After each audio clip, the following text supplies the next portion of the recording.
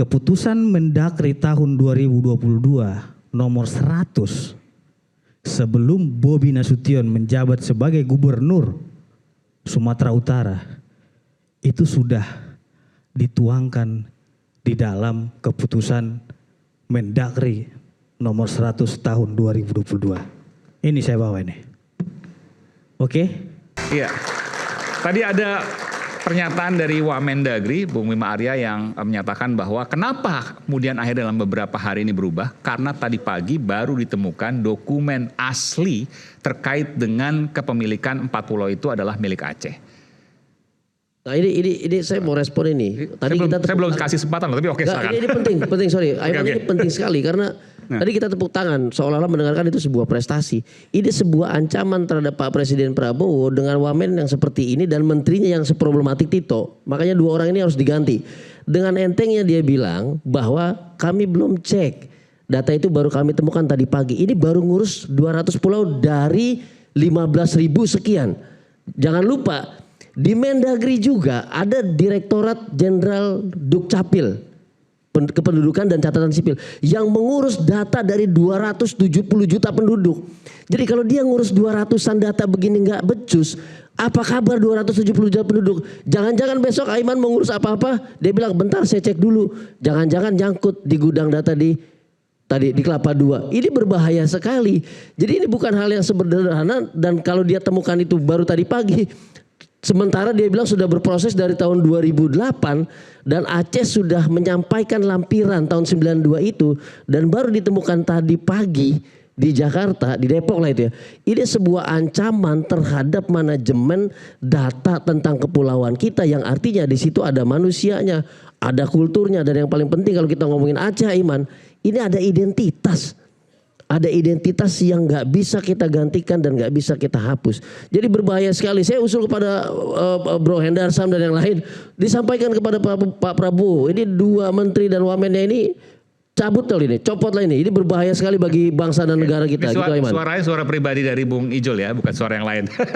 Oke silakan. Terima kasih Bung Aiman. Sebelum saya ke Pak Said Didu, saya ingin menyampaikan. Nggak mau komentar dulu soal ini. Tunggu dulu, 3 falsafah hidup orang Batak. Oke. Karena di antara kita semua ini, saya jamin tidak ada yang lahir di Sumatera Utara di sini, cuma saya sendiri. Saya putra asli Batak dari Tapanuli. Keberadaannya Tapanuli Selatan. Jadi saya ingin sampaikan, kenapa saya bilang falsafah orang Batak itu ada 3 prinsip hidup orang Batak: Hagabeon, Hamoraon, dan Hasangapon. Artinya martabat itu adalah harga diri bagi orang Batak. Jadi melihat peristiwa ini, saya selaku putra daerah Sumatera Utara dan Tapanuli Selatan meminta maaf kepada seluruh rakyat Aceh atas kegaduhan yang terjadi antara Aceh dan Sumatera Utara terkait dengan 4 pulau. Saya menyatakan itu dari hati yang paling dalam. Karena prinsip orang Batak itu berjiwa kesatria. Salah, katakan salah. Benar, tetap benar. Dan saya sangat mengapresiasi. Tapi yang salah kan bukan orang Sumatera Utara, yang salah keputusan. Tunggu dulu, ya. Artinya ini kan menjadi persoalan itu sampai disorot oleh dunia. Pembahasan dunia kan gitu. Kita orang Batak sebenarnya satu sedih dan malu.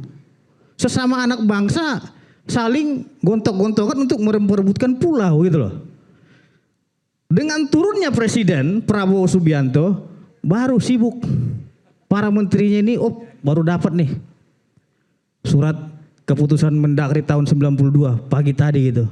Jadi kita kaget mendengar ini gitu loh. Selama ini apa yang dilakukan oleh teman-teman Mendagri? Saya apresiasi Prabowo sampai Presiden lo turun tangan kasus ini. Apa nggak malu kita sebagai rakyat Indonesia? Presiden langsung yang mengurus 4 pulau. Saya, Bang Aiman, merah putih. Dan ini bukan hanya tanggung jawab saya, ya, tapi tanggung jawab kita semua sebagaimana perintah daripada Pancasila, sila ketiga, Persatuan Indonesia. Kita menjaga kerukunan antar masyarakat kita. Jangan sampai di antara masyarakat kita sendiri tidak harmonis sehingga persatuan Indonesia ini terganggu. Itu Sehingga saya dengan rela hati meminta maaf kepada masyarakat Aceh. Terus yang kedua, saya ingin sampaikan dan saya ingin meluruskan di sini bahwasannya gubernur kami Adinda Bobi Nasution tidak mencaplok 4 pulau itu. Biar tahu Bang Said, keputusan Mendagri tahun 2022 nomor 100 sebelum Bobi Nasution menjabat sebagai gubernur Sumatera Utara itu sudah dituangkan di dalam keputusan Mendagri nomor 100 tahun 2022. Ini saya bawa ini. Oke? Tunggu dulu. Saya ingin 2021.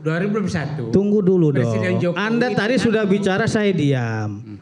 Saya menghormati Anda karena Anda usianya lebih tua dari saya. Udah lanjut. Oke. Nah, bukan. Saya tidak bawa borgol, tapi saya bawa permen lollipop bau saudara.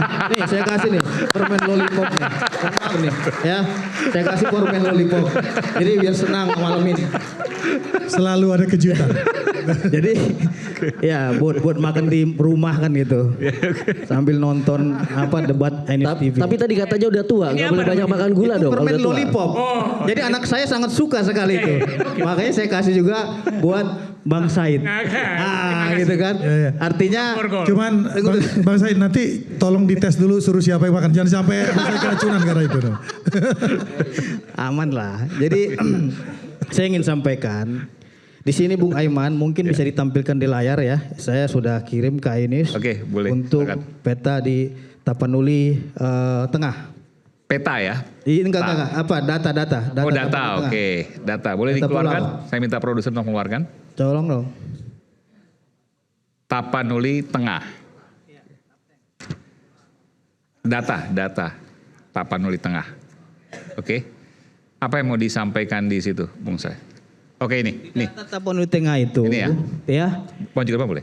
Yang pertama, ini data Kemendagri nomor 100 tahun 2022. Oke. Sebelum Bobi Nasution Adinda menjabat sebagai Gubernur Sumatera Utara. Ya, ini- Yang pertama di sini sudah ada Mangkir Gadang, Mangkir Gadang, oke. Ya. Mangkir Ketek. Mangkir Ketek, ya. Ya, Lipan. Terus Pulau Panjang, ya. Dan Pulau Lipan ini. Pulau Lipan. Ya.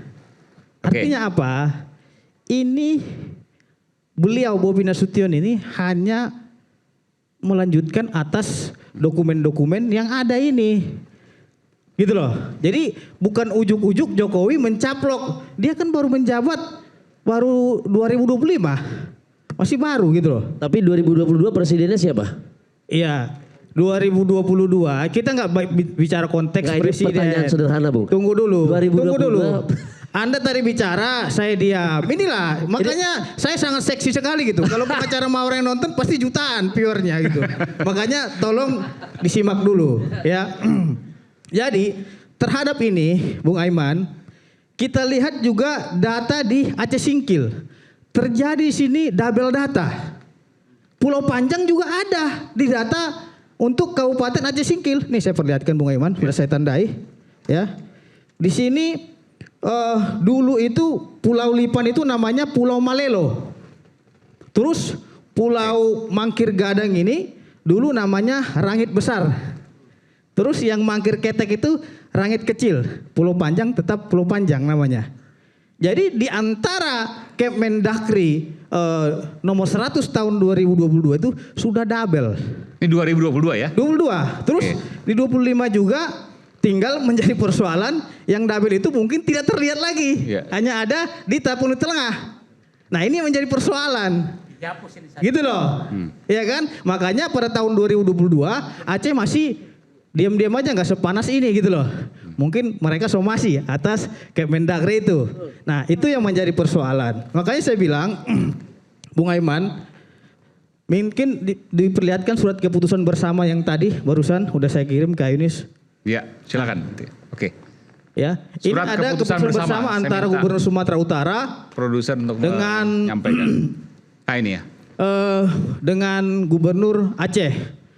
Jadi dasar keputusan bersama itu cuma 2 poin di sini, Pak.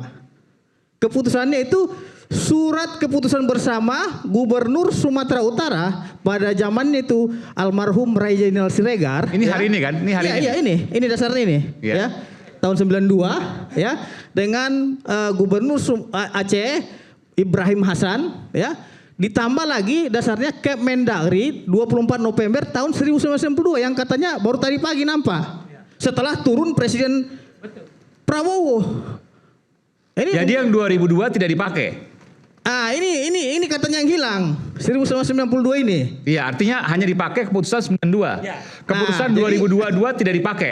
Keputusan ini yang sampaikan. Yang dipakai dasarnya kesepakatan bersama cuma 2 poin itu. Iya. Yang pertama SKB tahun 92 antara Gubernur Aceh Sumut dan Kemendagri tanggal 24 tahun 92. Ntar gini, kalau tadi disebutkan oleh Bung Ijul, 92 itu pinjaman Orde Baru, presidennya Pak Harto. 2022 presidennya Pak Jokowi. Iya kan? Sekarang presidennya Pak Prabowo. Jadi yang dipakai adalah pada saat keputusan Pak Soeharto dan Pak Prabowo sekarang. Iya kan? Artinya yang berbeda sendiri adalah pada saat pemerintahan Pak Jokowi, betul? Bukan, pada waktu pemerintahan Pak Jokowi itu masih ada namanya Pulau Panjang di situ, Kemendagri nomor itu masuk ke Sumatera Utara. Iya, jadi di bukan 2025 ini yang perlu dipertanyakan. Gitu loh. 2022 ini kan masih ada 2 tempat, ada di Aceh, ada di pulau itu ada di Sumut. Kenapa 2025 Tito berani menghilangkan di Aceh? Ya itu kan menjadi pertanyaan. Tunggu dulu, saya masih kesempatan saya. Enggak. Karena ada pertanyaan saya juga untuk mempertanyakan keterangan-keterangan Bapak tadi agar ini sohih keterangannya gitu loh. Bentar, 2022 itu ada di Kabupaten Tapanuli Tengah 4 tadi. Ya. Dan di Kabupaten Aceh Singkil Provinsi Aceh. Ya. Jadi 2022 itu ada 2 sebenarnya. 2. Kok bisa? Iya. Itulah makanya saya bilang. Jadi yang bikin berantem ini sebenarnya ini keputusan Said, apa yang mau bicara tuh saya ini. Jadi itulah saya bilang kekeliruan-kekeliruan ini seharusnya untuk dilakukan evaluasi menyeluruh. Sebenarnya tujuan daripada Mendagri Pak Tito Karnavian itu bagus ya. Kita dukung pemerintah untuk kebaikan pulau-pulau kita di Republik ini. Tujuan dia itu kan untuk mendaftarkan pulau-pulau ini ke PBB. Dan pada tahun 2017 16.056 pulau sudah terdaftar, sudah terverifikasi ke PBB. Baik, itu kita apresiasi, kita sepakat. Tapi bahwa ini perlu dijelaskan. 92 4 pulau milik Aceh, betul ya? Kita sepakat. 2022 milik Aceh dan milik Sumatera Utara. Ya.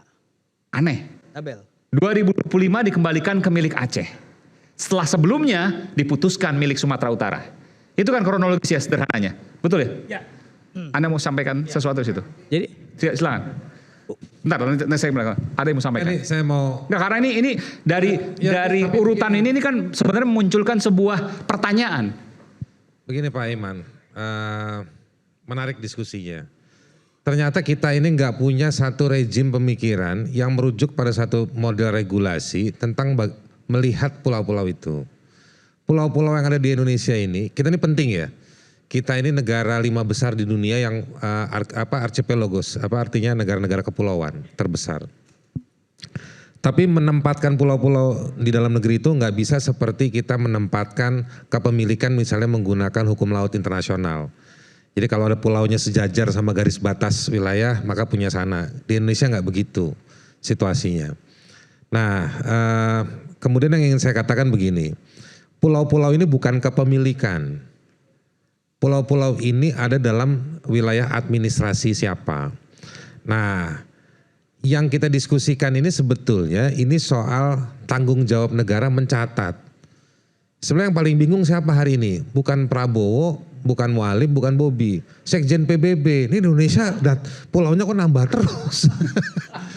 Karena ada sistem pendataan online di PBB, dari apa yang didaftarkan mereka nanti kemudian bisa melihat itu. Ada websitenya kayak gitu. Nah jadi saya mau balik dulu ke dalam negeri. Pertama, kan sebenarnya tadi udah diulang-ulang ya. Penjelasan Pak Wamen tadi itu. Bahwa ternyata bukan juga diminta sama Prabowo baru sore kan.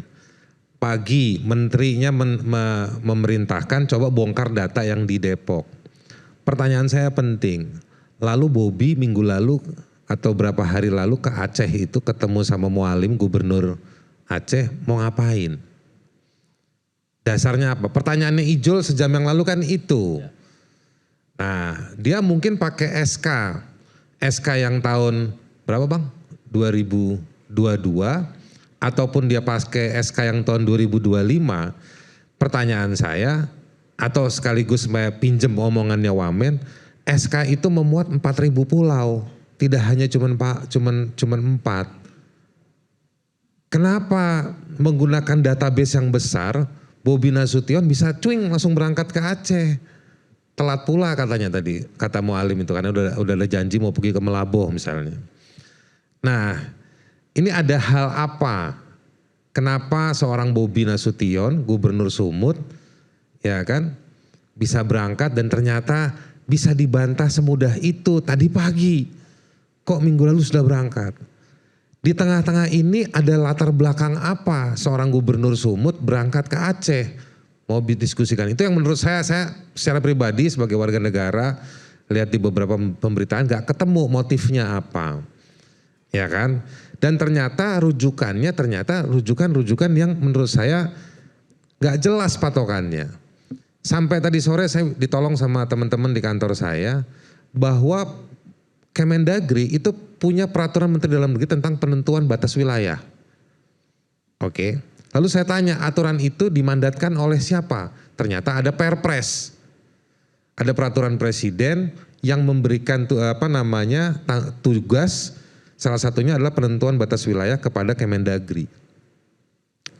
Tetapi barang-barang yang tadi disebutkan itu munculnya kan bukan semenjak pemerintahannya Prabowo, jauh sebelum pemerintahan Prabowo juga sudah ada. Nah, saya kasih pebanding.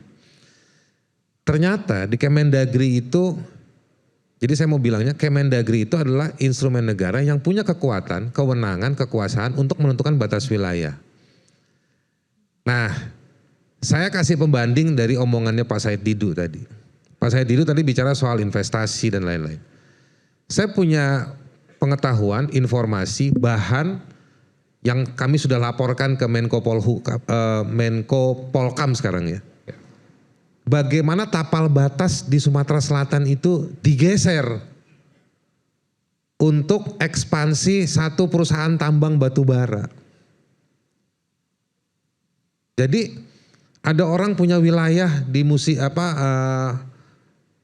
Banyuasin, ya. Terus dia punya izin kerja sudah puluhan tahun di tanah itu untuk berkebun bersama dengan banyak entitas usaha lain, ada struktur usahanya di sana. Tiba-tiba ada orang nggak bisa dia geser izinnya di satu kabupaten tersebut, dia tembak izin dari kabupaten sebelah, lalu kabupaten sebelahnya diminta geser batasnya masuk ke wilayah dia. Siapa yang bisa melakukan itu? Kemendagri. Masa Kementerian Tenaga Kerja? Nggak mungkin. Apa yang Anda mau sampaikan? Saya mau bilang kewenangan itu ada di Kemendagri. Oke. Kewenangan politis. Kesannya teknis. Kalau dibaca di SK-nya geospasial. GIS ya tadi. Apa istilahnya itu kalau SK itu. Dan di situ Anda mengatakan bahwa ini teknis itu adalah politis. Anda mengatakan bahwa ini dipesan oleh siapapun. Karena yang teknis itu dia bekerja dengan satu regulasi. Yang regulasi itu nyantol dengan penunjukan politik. Dan itu adalah bentuk partisipasi yang bisa dilakukan. Saya mungkin nggak punya informasi tentang yang disampaikan oleh Pak Said Didu atau tadi yang dibantah gitu ya. Tapi saya mau menunjukkan dengan kasus yang lain itu bisa. Bisa dipesan maksudnya? Bisa berubah. Wilayah bisa berubah? Bisa berubah untuk kepentingan bisnis. Oke. Nah itu terjadi, saya kasih contoh. Dan memang di beberapa mekanisme hukum itu sedang terjadi sengketa-sengketa batas wilayah itu. Nah, ini yang dua hal yang ingin saya sampaikan, bahwa kewenangan itu secara politis atas nama teknis, tapi politis itu ada di Kemendagri, ya kan. Yang kedua secara kontekstual, kita ini rame bukan karena SK tahun 2022 Bang. Kita ini rame bukan karena SK tahun 2025. Kita ini rame karena Mualim ngambek sama si Bobi Nasution. Tiba-tiba datang, ngajakin ngatur kelola itu pulau. Dan saya pun tahunya dari situ. Ya ada apa 2 gubernur ketemu, terus ditinggal pergi lagi sama Mualim. Sebagai penutup singkat saya cuma mau bilang, orang Aceh ini lama sensitif soal wilayah dengan Indonesia. Dalam lukanya. Ya kan? Dan salah satu motif yang kita lupa, salah satu motif kenapa orang Aceh dulu sempat mau pisah dari Indonesia, karena rombongan Orde Baru yang sejarahnya lagi mau dikoreksi sama Fadli Zon itu, Menteri Kebudayaan itu, dengan kekuatan militernya ngawal Exxon Mobil, perusahaan minyak ngebor, terus keluar tuh minyak. Atas nama minyak banyak orang dihilangkan, banyak orang dibunuh. Saya pernah ketemu korban Timor Leste, saya pernah ketemu korban di Aceh. Saya tanya sama orang ke Timor Leste, ibu pernah ke Aceh? Saya pernah ke Aceh. Terus dia bilang apa? Yang di Timor Leste horor Pak Haris. Tapi waktu saya ke Aceh lebih horor. Di satu rumah itu yang jadi korban banyak. Ini yang disebut, kalau di Papua disebut memori pasionis. Memori yang sudah, memori yang membentuk. Nah, di Indonesia saya pernah ngobrol sama aktivis dari Kosovo, dari Albania, dari Serbia. Mereka tanya, kamu dukung gak ini merdeka itu merdeka? Saya bilang di Indonesia kita ini yang merdeka ada Timor Leste. Yang gak merdeka ada kayak di Aceh. Yang belum jelas ada kayak Papua. Ya kan? Tapi balik ke soal Aceh.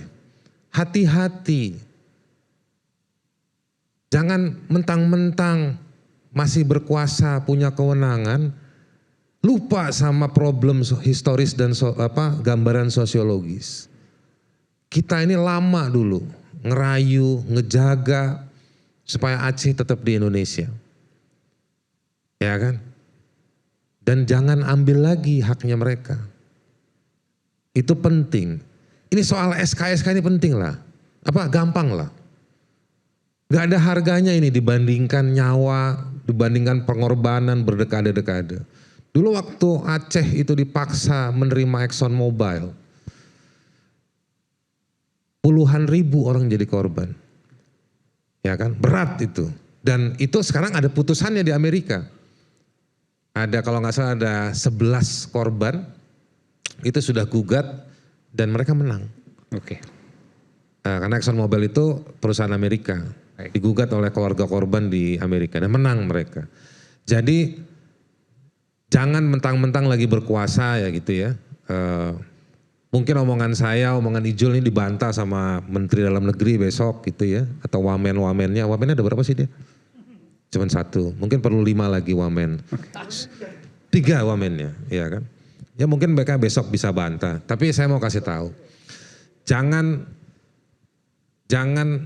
mudah-mudahan nggak sengaja. Tapi kalau nggak sengaja itu terpleset atau sengaja itu namanya culas.